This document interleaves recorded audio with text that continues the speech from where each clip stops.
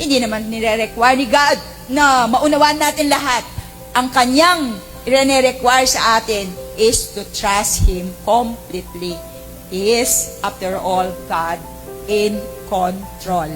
Yung katotohanan, ano man ang ating kalagayan, it is not over until God has the final say. Diba? Stop looking around and begin to look up. Doon mo, paningin mo sa langit, sa Diyos, na kung saan doon manggagaling ang iyong tulong. Focus on the overcomer na yung tinanggap. You receive the overcomer, so you will overcome. Hindi humihinto sa paggawa ang Diyos sa buhay natin. Nakikita man o hindi. Nadarama man o hindi. God never takes a break.